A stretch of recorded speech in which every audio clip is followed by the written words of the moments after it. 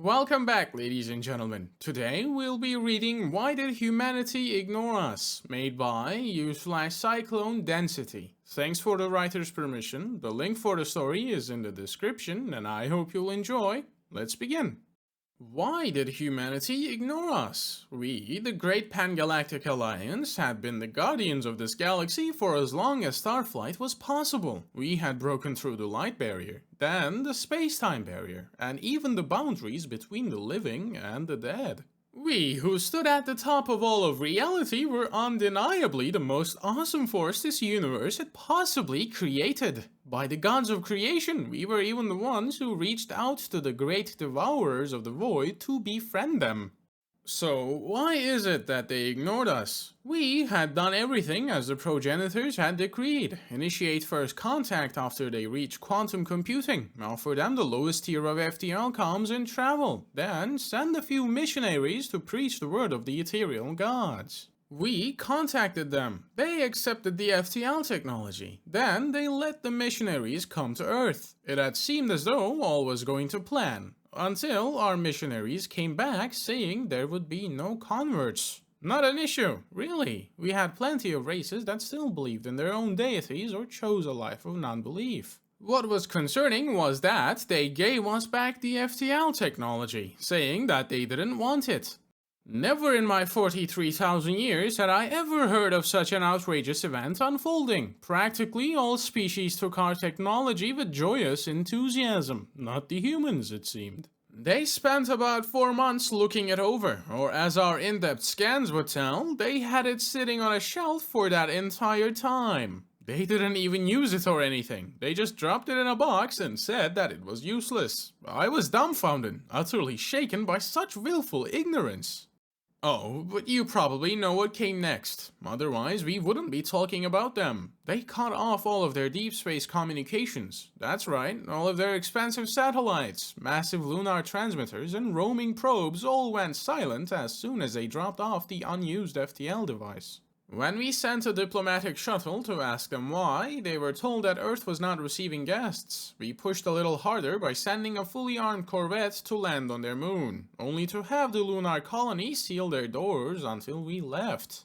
Our final attempt to coax them into a response was to send a warship to warp into the upper atmosphere. They evacuated the city it hovered by and refused to accept our hails.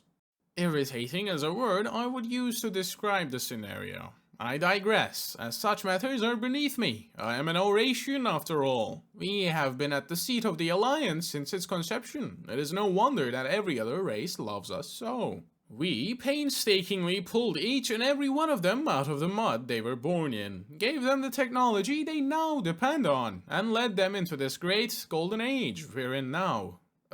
Things would be perfect if it weren't for those pesky humans. You know what? I think I will go there personally. I'll figure it out, even if I have to dress up like one of those oddly shaped tree dwellers. Oh, this will be thrilling. I think I understand now.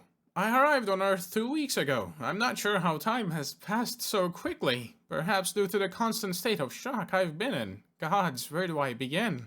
My ship was able to arrive on the planet unnoticed, or at least I hope so, but I hadn't been ousted yet, so perhaps I'd actually snuck in unnoticed. From the landing point, it was only a few hours of walk to get to the city, a place they dubbed New Delaware. I do not know what happened to the first one, but this new one was unlike any I had seen before. The sky itself was darkened by towering buildings that were larger than any I had ever seen, even in the gold-trimmed capital city of Arian Prime. Darting around in between these buildings were these transports, each configured in a unique way that seemed to change and shift as they moved, with some relying on wheels to roll along the busy roads, while others would fly or crawl along the walls high above. The people were all so different. I had thought humans were the only race to reach sentience on Earth, but I must have been mistaken. Creatures of every size and shape wandered the streets, perused the shops, or tried to converse with me in strange languages. It took a few days, but eventually I came across a vendor that sold translator grafts, a small device that seemed to fuse to the skin on one's head and provide instant language comprehension. From here, my investigation became much easier. I asked many people about the Pan-Galactic Alliance, but the most I could get from them was a dismissive wave or a shrug of confusion. This was odd. Had the common people not been told about our glorious alliance? Such an idea was distressing, but my search for answers continued on. I believe it was on the 11th day of my search that I came across some indications as to why they ignored us. While perusing their internet, I happened to find a few articles that made mention of a North American gate, which prompted me to dig deeper. From my gathering, each continent of the world had a gate that allowed some kind of transportation. I downloaded the directions to this device and made my way there on a communal transit device. My initial guess was that the humans had made contact with another interplanetary entity and were engaging in trade with them by undocumented means. The evidence led me to believe this, as none of these races I had encountered on Earth, aside from the humans, had ever been encountered before. Their technology also baffled me. It was too advanced for a fledgling species, perhaps more advanced than the Alliance's. Arriving at the gate told me that my assumption may have been off. Before me was an array of rings, each a human mile wide, hovering in the air around a tower. Each gate read something different. Earth Gamma 54, Earth Terroin 3, Earth this or Earth that. There were hundreds of them, slowly orbiting this tower of impossible height. Hovering vehicles passed through these rings at breakneck speeds, as well as more creatures that I had never seen that could fly without mechanical devices. My mind could not comprehend what I saw. My gawking at the gate must have drawn some attention. A handful of peacekeepers approached me while my attention was occupied, and before I could react, I was caught in some kind of status field, unable to move. I could only watch and listen as they took me into a black vehicle with no windows. Fear overtook me, and I must have blacked out. When I awoke, I realized that my place of being was that of a confined cell. Not a prisoner's cell, but more like a comfortable waiting room without any devices or datasheets. It was not long until a creature in an all-black suit entered the room and began asking me questions. I had no knowledge of this, but apparently the humans had issued a do not disturb request with the Alliance leaders, though it seemed that they had ignored it to spite the Earth people. I had technically violated laws that were similar to violating quarantine, or perhaps more akin to illegal immigration.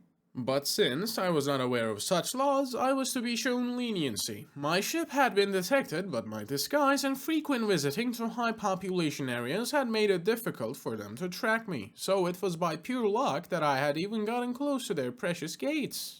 I was allowed to ask about the gates. It turns out that humanity had been reaching out to the stars in search of friendship for a great many years, but they were ignored due to their lack of technological advancement. They never gave up, but something did interrupt their search for alien life. The tear, a mile-long tear, opened up over a place called Africa, through which came broadcasts from an unknown military force. They entered communications with this military force as they studied the rift, only to learn that the rift was the receiving door for an otherworldly visitor.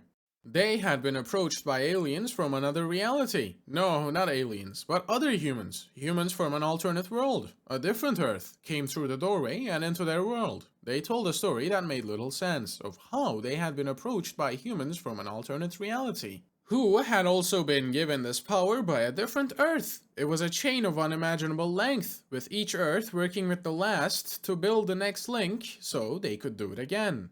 Each world that had been linked would work together with a reality or two over to make a gate that matched, thus turning the chain into a web of infinite connections between realities. My head spun when I tried to process it. All of those aliens I had met were not from another galaxy, or even another planet. They were all Earthborn, whether they were human or not. They were all from the same home. I couldn't ignore the implications of this. The entire Alliance could cover the galaxy, but the Earth alone was infinitely more powerful. Their population, resources, technology, even their diversity was all of unending scale. I resigned myself to my fate. Everything I had thought right had been made wrong. Every fantasy of being a higher being withered and faded. I had been humbled and broken. I told the being across from me that I was sorry, then bowed my head in shame.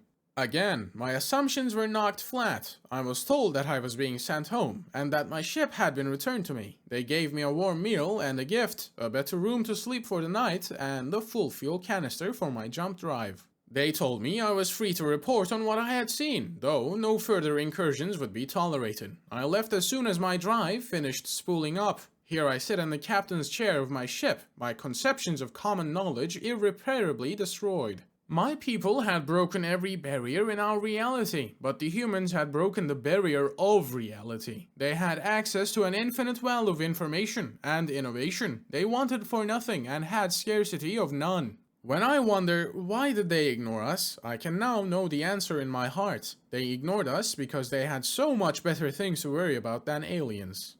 That was the end of the story. Thank you so very much to Commodore Goat for supporting me on Patreon. And thank you all for listening. I'm glad to still have you here.